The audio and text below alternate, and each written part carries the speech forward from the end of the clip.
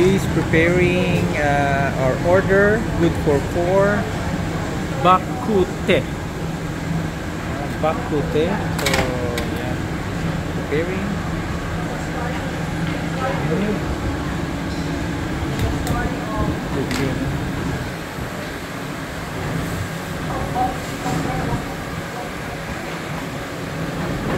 Ito pala, niluto na yung pa natin. Naka-slice na.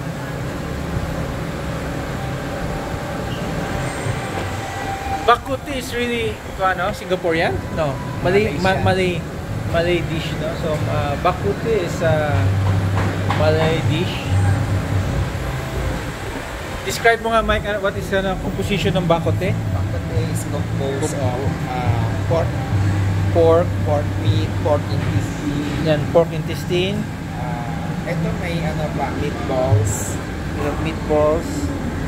Yeah. But yung Singaporean na bakute is tofu. Tofu, this one. And the soup is Tofu is this one. Tofu, this one. Intestine. What is this one? Ano yan siya? Yan ang tofu skin. Tofu skin. Okay. It's the unique taste came from the combination of herbs and tea. Yung bakute, the TEH there is tea. Okay. May ginamit na tea leaves pag boil sa pork. So what about, diba yung you have Indonesia, Singaporean na bakute? From Malaysia yan, originally. Yes. Now they have premix na herbs for bakute. So this one yung ginagawa niya, these are herbs, no? These are the sauce that we will use. Okay. It's composed of garlic, chili, and onions. Okay. And I think they will add the sweet soy sauce.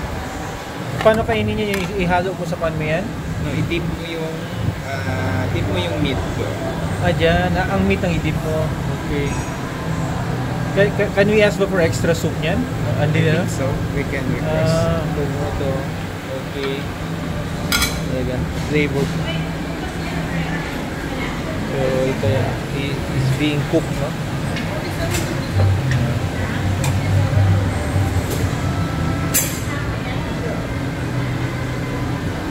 Okay. So, try the chat na ham.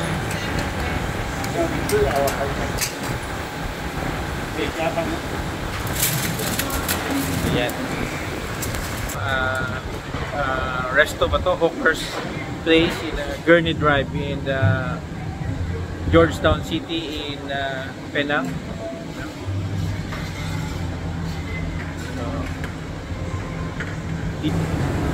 Para siyang napakaikot, no, mga food stalls.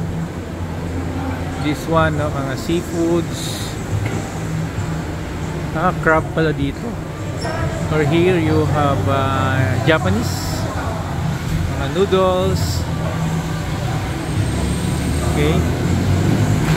But of course we chose yung bakute. And we have our favorite coconut.